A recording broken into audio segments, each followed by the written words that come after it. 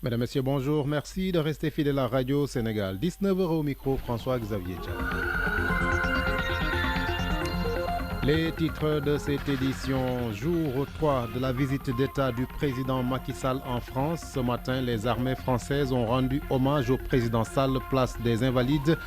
Puis le chef de l'État s'est rendu au palais de l'Élysée où il a animé une conférence conjointe avec son homologue François Hollande.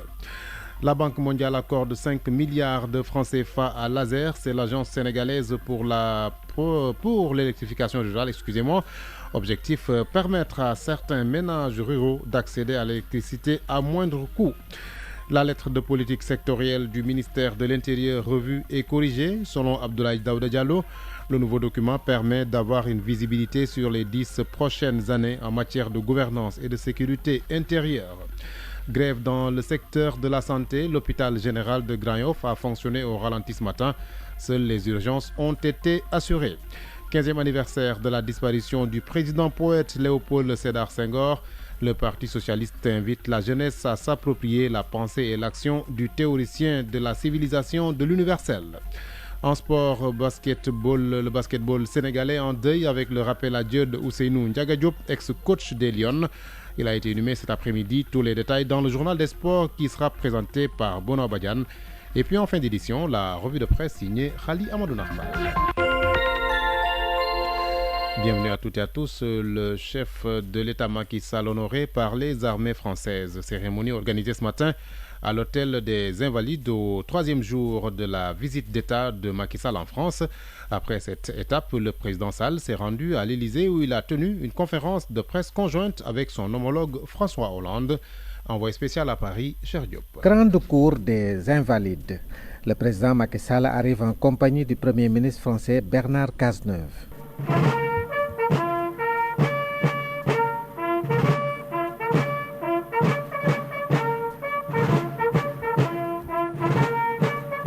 Exécution des hymnes nationaux, le président Macky Sall passe en revue les détachements des 3 armées et s'incline devant le drapeau français. Au sein des Invalides, l'armée française, à travers ses différentes composantes, a rendu les honneurs au président de la République Macky Sall. Ensuite, direction le palais de l'Élysée. De la porte des Invalides au palais de l'Élysée, 143 chevaux de la garde républicaine et un détachement de l'escorte motorisée ont accompagné le véhicule du président Macky Sall. À l'Élysée, audience avec le président français et conférence de presse face aux journalistes de la presse nationale et internationale. Cheikh Diop, Paris, Radio Sénégal. Oui, Cheikh Diop, le Sénégal est très convoité par les grandes compagnies pétrolières depuis la découverte de pétrole et de gaz dans notre pays, justement. Et la porte est ouverte pour tous les majors, y compris Total. C'est ce qu'a dit le président Macky Sall au cours de cette conférence de presse à l'Élysée ce matin. Il a annoncé que le géant français va rejoindre l'exploitation de pétrole offshore dans notre pays. Je vous propose d'entendre Macky Sall. Total est aujourd'hui la 4e, je pense, compagnie mondiale, ou maximum la 5e. Si Total veut explorer notre bassin sédimentaire dans l'offshore profond, je pense que c'est quelque chose de très positif pour le Sénégal. Il restera maintenant à définir le cadre de cette intervention et tout cela est précisé dans le code pétrolier. Tout est clair depuis très longtemps. Il y a une convention qui pourrait être signée à terme. Il y a un accord d'association et Total sera amené à assumer un certain nombre de travaux conformément à son engagement. Donc je crois que si nous avons Total, comme aujourd'hui nous avons BP, parce que BP a décidé de venir, c'est un plus pour le Sénégal. Et il n'y a aucune contradiction entre ce que nous avions fait jusque-là et ce que nous allons faire demain avec Total ou avec n'importe quelle autre compagnie mondiale. Mais il est heureux que les majors reviennent au Sénégal. Vous rappelez que Total était là depuis qu'elle s'appelait Copetao, compagnie Total Afrique de l'Ouest. Voilà, le président Macky Sall, les anciens combattants sénégalais, eux, qui feront la demande, pourront accéder à la nationalité française. C'est l'une des annonces phares de François Hollande lors de cette conférence de presse avec Macky Sall. Le président français indique que c'est un signe de reconnaissance aux nombreux Sénégalais qui ont combattu pour la France. Paris va d'ailleurs rendre au Sénégal un fonds d'archives sur la Deuxième Guerre mondiale. Voici François Hollande à ce sujet. Alors nous avons fait plusieurs monuments, notamment en Provence, pour reconnaître le rôle de tous ceux qui sont venus combattre pour libérer notre territoire.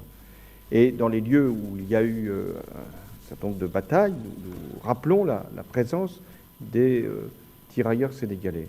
Et moi-même, je le fais à chaque occasion. Je vais insister sur un point, ce sont les demandes des anciens combattants, tirailleurs sénégalais, pour accéder à la nationalité française. Et j'ai demandé qu'il y ait des instructions très claires qui soient données pour qu'il y ait toutes les facilités pour leur permettre d'accéder à la nationalité française. Et 2,5 millions d'images en numérique qui vont être remis au président Macky Sall pour constituer un fonds d'archives.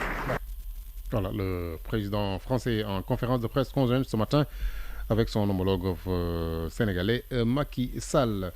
La Banque mondiale vient d'accorder 5 milliards de francs CFA à l'agence sénégalaise pour l'électrification rurale. C'est pour subventionner les ménages afin qu'ils aient accès à l'électricité à un prix abordable. La Banque mondiale révèle, pour le déplorer, que 75% des populations rurales vivent dans le noir. Khadifal Koulibaly. L'initiative Carbone Développement de la Banque mondiale veut éclairer le monde rural à moindre coût. Ainsi, elle accorde près de 5 milliards de francs CFA à l'ASER pour subventionner 10 concessionnaires en charge de l'électrification du monde rural. C'est que les populations rurales paient les factures plus chères que les populations urbaines et qui plus est, il y a disparité de prix entre milieux ruraux. La représentante résidente de la Banque mondiale, Michel Corde. Les clients ruraux approvisionnés par la Sénélec en la périphérie des zones de concession bénéficient des tarifs plus faibles que ceux qui sont appliqués dans les zones de concession. La différence de prix par kilowattheure entre les deux peut même aller à tripler en fonction des zones de concession. La deuxième barrière concerne les frais de raccordement payés aux concessionnaires. Ces frais de raccordement ne sont pas abordables pour beaucoup de clients potentiels en milieu rural. La Banque mondiale note que 75% de la population rurale ne bénéficie pas d'électricité. L'ASER veut rectifier le tir. Le directeur général de l'Agence sénégalaise pour l'électrification rurale, Baba Diallo. Cette signature de contrat d'achat de crédit carbone intervient dans un contexte caractérisé par l'accès universel à l'électricité en 2025 et l'atteinte d'un taux intermédiaire d'électrification rurale de 60% à moyen terme. L'atteinte de ces objectifs ne peut se faire qu'à travers la mobilisation d'importantes ressources financières et la facilitation de l'accès aux services électriques des ménages ruraux, très souvent affectés par la pauvreté. Il s'agit avec ce financement de l'initiative Carbone Développement de permettre au monde rural d'accéder à l'électrification, ce qui va aider à améliorer ses conditions de vie et créer des emplois. Les entreprises de Ziguinchor ont reçu des financements de l'ordre de 420 millions de francs CFA. La caravane des PME est passée par là et pour cette troisième étape, le ministre du Commerce, Aliou Sarr, a posé la première pierre du complexe de transformation de mangue de Bignona. Coût de l'infrastructure, 250 millions de francs CFA. Mariama Penda Diallo. Dans le cadre de la promotion du secteur informel, le ministre du Commerce a octroyé une enveloppe de 450 millions aux petites et moyennes entreprises de la région. Aliou Sarr, ministre du Commerce. La caravane 2016 étape de Ziguinchor présente plusieurs atouts. Vous venez de suivre avec nous tout à l'heure la cérémonie de remise des conventions de financement obtenues par des entreprises, mais également cette caravane vise à aller constater de visu les programmes concrets qui sont mis en œuvre ici dans la région de Ziguinchor. La caravane a ensuite fait cap sur l'usine de production de vinaigre de mangue implantée à Kenya. Sur place, le ministre a salué la bravoure des femmes. À Bignona, le ministre a procédé à la pose de la première pierre de l'unité de production de mangue qu'il promet d'inaugurer en mai 2017. Une aubaine pour les populations de Bignona. Maur Lamine Keita, maire de Bignona. Au nom des populations de Bignona, je voudrais vous exprimer toute notre reconnaissance. Vous dire merci, monsieur le ministre, pour avoir indiqué et rappelé que l'unité de transformation que vous avez bien voulu mettre à la disposition des populations doit s'installer à Bignona. Avec une capacité de 2000 tonnes de mangue par an, l'usine permettra de transformer la mangue fraîche en pulpe. Après l'étape de Bignona, la caravane fera cap sur le département d'Oussouye. Ziguinchor, Mariama Penda Diallo, Radio Sénégal.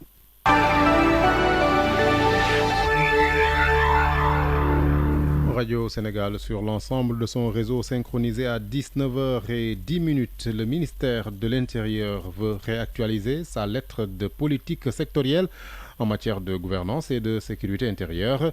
Un comité ad hoc avait été chargé de réfléchir sur le projet. Eh bien, ce comité vient de présenter ses travaux. C'était au cours d'un atelier présidé par Abdoulaye Daouda Diallo, ministre de l'Intérieur, et le compte-rendu est signé Dior Ndiaye Cissé. Un document sous forme de lettre de politique sectorielle de développement de la gouvernance et de sécurité intérieure a été présenté devant le ministre de l'Intérieur.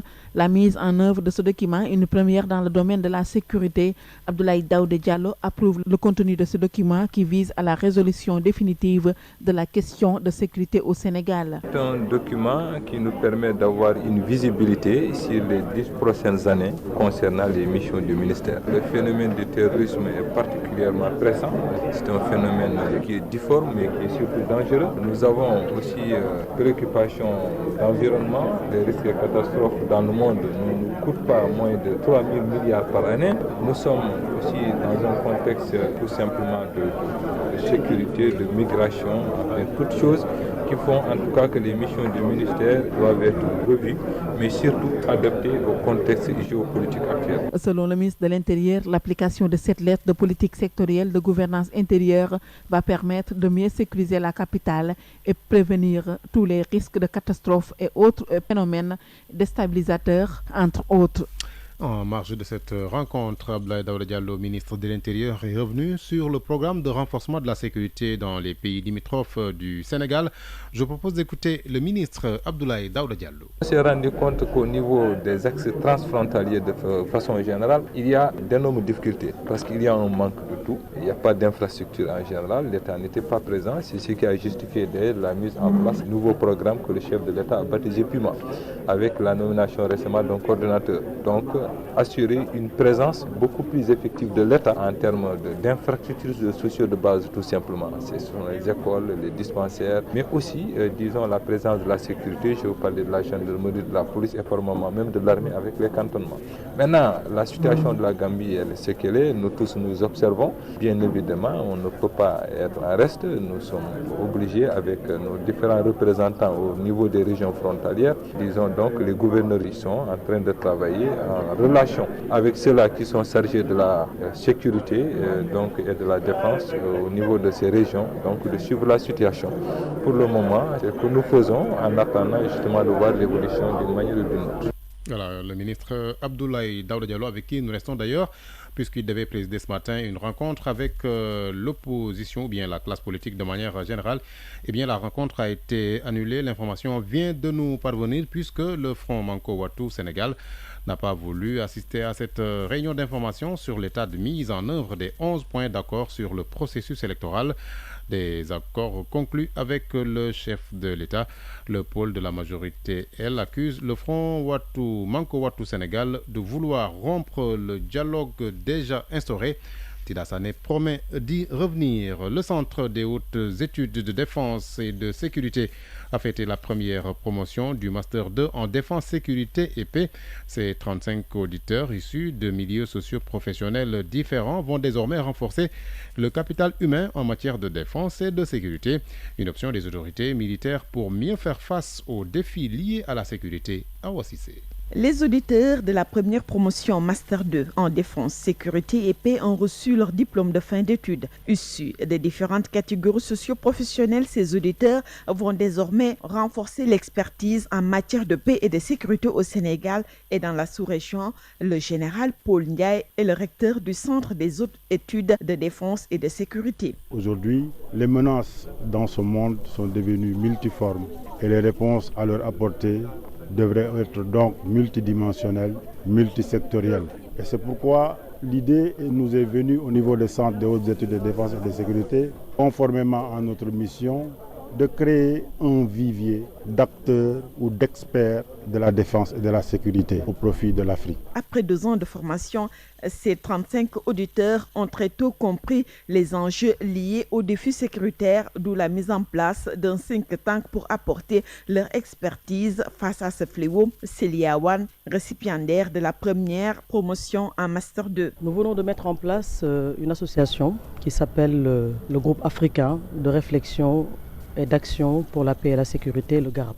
Le GARAP, c'est un nom wolof et comme son nom l'indique, le GARAP, c'est un médicament, mais c'est également l'arbre. Donc nous avons choisi ce nom-là, qui va également symboliser notre think tank pour essayer d'enrayer les problèmes de paix et de sécurité dans le monde. L'acte 2 de la cérémonie de remise de diplôme a été marqué par un cours inaugural sur sécurité et développement, un cours qui marque officiellement le démarrage des cours de la deuxième promotion en Master de Défense et Sécurité.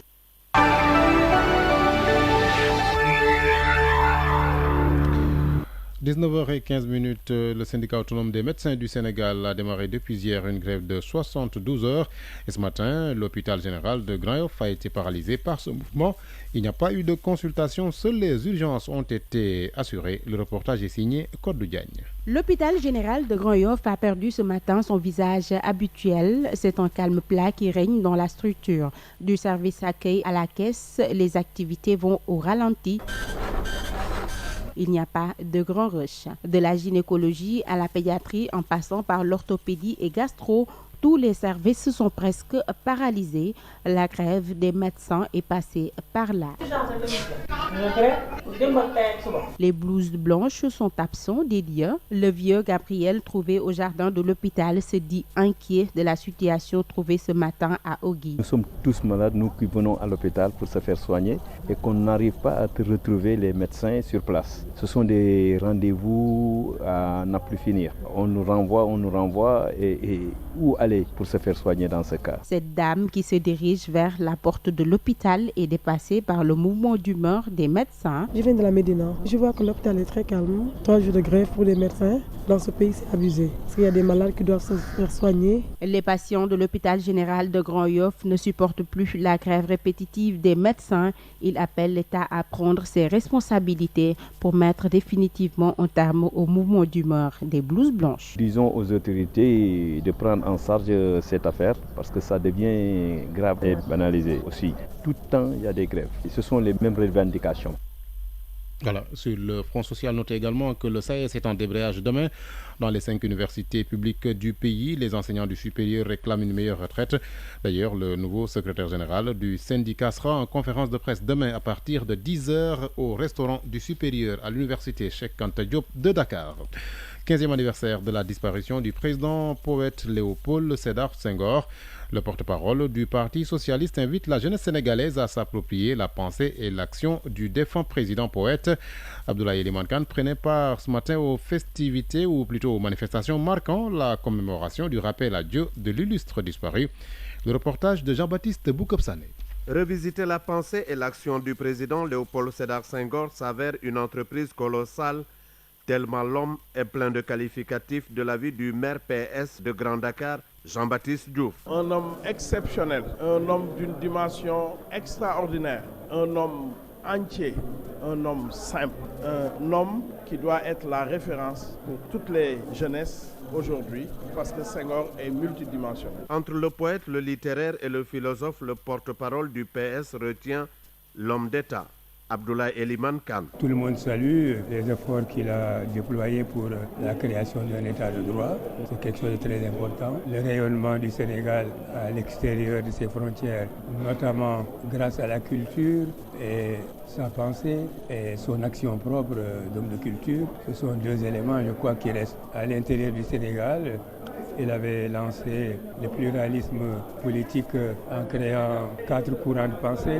À l'époque, ça avait été contesté par l'opposition et même peut-être par des gens qui n'étaient pas dans les organisations partisanes. Aujourd'hui, il est intéressant de savoir ce que restituer à l'époque où il prenait cette décision par rapport à ce que nous vivons aujourd'hui. En ce jour de la commémoration de son rappel à Dieu à la maison du Parti socialiste, sa maison, les participants aux manifestations ont élevé leur voix pour dire « Ne l'oublions pas ».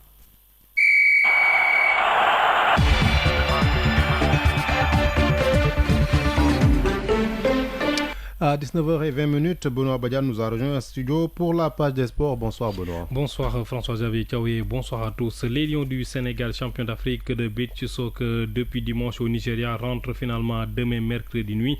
Galasila et son groupe étaient confrontés à un problème de vol au lendemain de leur 4e sacre continental. C'est ce mardi dans l'après-midi que le ministère des Sports a pu décanter la situation, selon le délégué fédéral joint à Lagos au Nigeria. Ousseynou Ndiaga Diop a tiré sa révérence. L'ancien directeur technique national du basketball sénégalais décédé hier nuit repose désormais au cimetière musulman de Yoff. La famille du basket lui a rendu un dernier hommage en début d'après-midi. C'était à la levée du corps à Anne-Maris. Thierno Souleymane Diallo. Au moment du dernier au revoir, la famille du basket a vécu un temps solennel à la mosquée des Maristes, immeuble des Lions. Les proches collaborateurs de l'ancien DTN, Ousseynou Ndiaga Diop, se sont réunis une dernière fois autour de lui. Les témoignages sont tous unanimes, du coach Tafa Gueye au président de la NBA Africa, Gallo Fall, en passant par le président de la fédération de basket, Maître Babacar Ndiaye. C'est le basket sénégalais qui perd un grand technicien. C'est un homme compétent, jovial. Au-delà du fait qu'il a été plusieurs fois champion d'Afrique avec l'équipe nationale féminine. Il a été directeur technique national, expert de la FIBA. C'est une compétence avérée et une grande perte pour la famille du basket. Ça a toujours été un énorme plaisir de travailler avec lui. Un homme hyper passionné, un véritable soldat de la balle orange. C'est une grosse perte pour le basketball sénégalais. En tout cas, le créateur lui solait là. Très intègre, très généreux, qui aime partager et son argent et son savoir. C'est un grand monsieur que le basket a perdu. Ndeye Khady Diop, Gia, Mamati Mbeng, ses anciennes joueuses et Kankou Koulibaly, Aya Pouy ont également témoigné sur la personne d'Ousseynou Ndiaga Diop. Vraiment, nous avons une peine depuis ce matin quand on a appris la nouvelle. Il faut dire que c'était un homme rigoureux, bien, un bon père de famille. C'est l'un de nos meilleurs techniciens, je ne dis même pas sur le plan national, mais sur le plan africain qui s'en est allé. C'est un homme qui est très généreux. Il est d'une générosité incommensurable. Un homme humble, très serviable et très gentil. Un père. Il nous a beaucoup éduqués. Il nous a montré le chemin de la vie, de la gloire. Moi, tout ce que j'ai appris, à cause de Ousseynou Ndiaga Diop. Vraiment, Ousseynou Ndiaga Diop, lui, c'était mon papa. Fin tacticien, l'expert FIBA était aussi professeur d'histoire et de géographie. Parmi ses anciens élèves, le ministre de l'Industrie et des Mines, Aly Ngouille Ndiaye. C'est lui qui était notre professeur quand on était en 3e au CMT de Diourbel. Vous savez, 1980 à maintenant, c'est quand même 36 ans. Mais nous avons toujours gardé des relations. Vraiment, un homme bien, un vrai patriote. D'abord, il excellait dans tout ce qu'il faisait. Il était un très bon professeur quand on était au CMT. Moi, il m'a eu juste une année, mais ça m'a toujours marqué. La disparition d'Ousseynou Ndiaga Diop, un des monuments du basket, sera sans doute une grosse perte pour le Sénégal et le continent.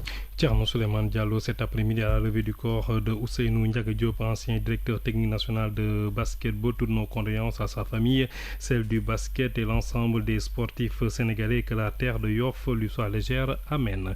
Football CAN Gabon 2017, jour J-24. La Tunisie, adversaire du Sénégal dans le groupe B, débutera sa préparation par un stage et 2 matchs amicaux en Espagne. Ce sera à partir du 26 décembre avec les 41 joueurs présélectionnés par le technicien franco-polonais Henri Kasperzak. Les 23 aigles de Carthage pour la CAN ne seront connus qu'à l'issue du match amical contre l'Ouganda le 4 janvier en Tunisie. L'ultime rencontre de préparation est prévue le 8 janvier au Caire contre l'Égypte à la CAN.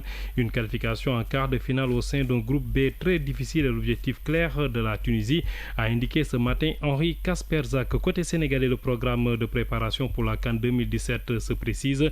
En stage au Congo à partir du 5 janvier, les protégés d'Aliou Cissé disputeront un match amical contre la Libye le 8 janvier au stade olympique de Kintélé à Brazzaville.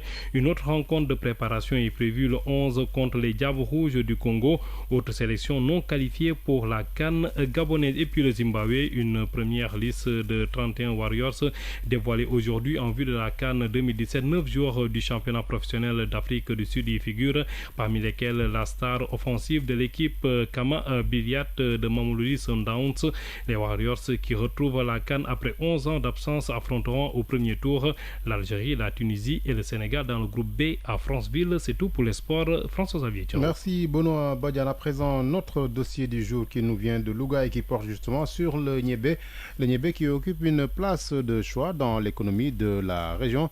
Eh bien, les acteurs de cette filière s'organisent pour booster la production. Le dossier est signé Ousmane Beng. Avec la politique de sécurité alimentaire et de consommation locale, le Niébé est en train de se positionner à Louga comme une nouvelle filière devant l'arachide. Louga fait partie des régions où la production de niébé est extrêmement importante, ce qui fait que donc on ne peut pas parler de niébé sans Louga. D'ailleurs, près de 42% de la production nationale vient de la région de Louga. C'est à Louga que vous trouvez des hectares, uniquement des hectares cultivés en niébé exclusivement. Communément appelée la viande du Sahel, de par son apport considérable en protéines, le niébé occupe une place importante dans l'économie régionale. Modou Fatmambo de la Direction régionale du développement rural. Nous tous, nous savons que le niébé joue un rôle extrêmement important, aussi bien sur le plan alimentaire, avec tout ce qu'il renferme comme protéines, tous ces aspects nutritifs, mais aussi sur le plan économique, parce que le niébé aussi, c'est une nouvelle filière qui est en train de se positionner, même, on peut même dire devant l'arachide. Donc c'est une culture qui pourra se substituer de beaucoup d'autres spéculations et qui pourra vraiment apporter sur le plan économique des revenus considérables aux producteurs. Mieux, dans le cadre de la stratégie de développement économique local, le niébé est sorti comme une filière porteuse pour la région. Cheikh Gueye est le directeur de l'agence régionale de développement. Louga contribue à plus de 51% de production de niébé du niveau national. Même si les rendements sont encore faibles, les acteurs pensent qu'il faut améliorer, booster ce secteur pour arriver à un meilleur rendement. La région, qui a une longue tradition de culture de niébé, avec plus de 52% de superficie emblavée, met à profit les résultats de la recherche pour non seulement accroître et diversifier sa production, mais surtout transformer pour donner de la valeur ajoutée. Elhadji Diop, chef de projet de diffusion à grande échelle des technologies du niébé en Afrique de l'Ouest. L'incorporation, par exemple, de la farine de niébé dans nos pays, dans nos cakes. Et ça permet de réduire, par exemple, les importations à hauteur de 20% en blé. Donc, si on parvenait à mettre 15% de farine de niébé dans nos pays, et c'est vraiment très bon. Et c'est plus nutritif que le blé tout seul. Donc, ça permettrait déjà d'avoir une qualité dans l'alimentation, améliorer donc l'aspect nutritionnel et la sécurité alimentaire. Mais aussi, ça permettra de gagner en termes de revenus. Ce qu'on va dépenser, c'est ce qu'on dépensait avant pour acheter donc du blé, ça va être réduit considérablement à hauteur de plusieurs milliards, donc des dizaines de milliards. D'où l'importance de la mise en place d'un cadre d'échange pour davantage booster la filière. Mamadou Gueye, président de la plateforme sur le niébé. L'intérêt de la plateforme, c'est de regrouper l'ensemble des acteurs au niveau local. C'est à partir des producteurs, les transformateurs, les transporteurs, les commerçants, tout ce qui gravite, c'est-à-dire les techniciens, les financiers, les politiques, tout ce qui gravite autour et qui peuvent apporter à la compétitivité de cette filière au niveau régional et au niveau national. Et la démarche chaîne de valeur nécessite l'implication inclusive de l'ensemble des acteurs pour le développement de la filière. Les acteurs, notamment producteurs, transformatrices, transporteurs, techniciens et chercheurs, tous ensemble ont décidé de mettre la main à la pâte pour davantage hisser la filière. Ousmane Beng, Radio Régionale de Louga, RTS.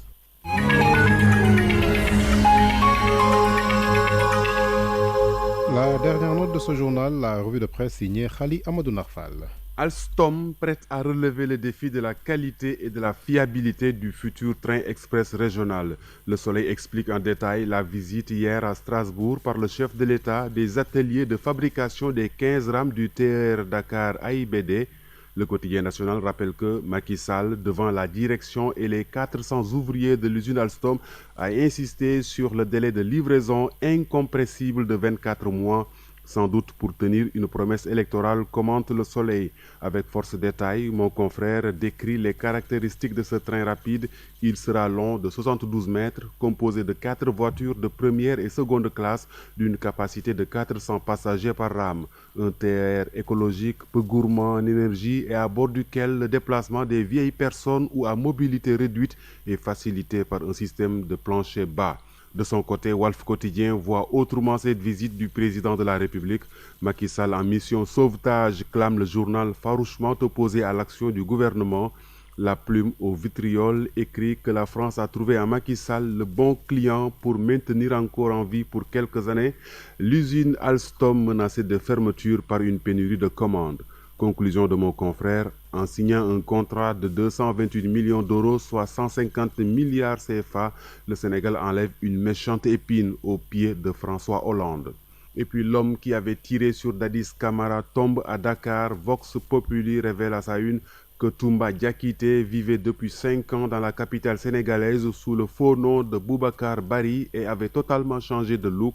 Un joli coup de filet à l'actif des gendarmes de la section de recherche, renchérit l'observateur qui raconte le film de l'arrestation.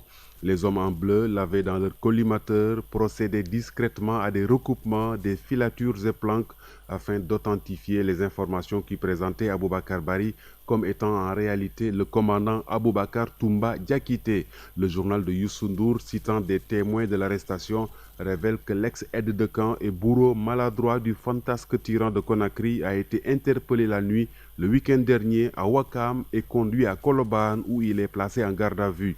En guise de rappel, l'Obs écrit que Toumba Diakité était sous le coup d'un mandat d'arrêt international et d'une commission rogatoire de la Guinée pour tentative d'assassinat. Aujourd'hui, les lecteurs de l'Observateur peuvent donc conclure fin de cavale pour Toumba Diakité.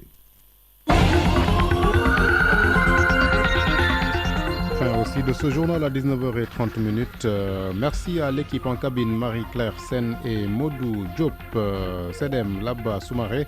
Journal réalisé par Ouley Dikan et Radifal Koulibaly devant ce micro François-Xavier. Ciao. Merci de votre fidélité à Radio Sénégal. Bonne soirée à toutes et à tous.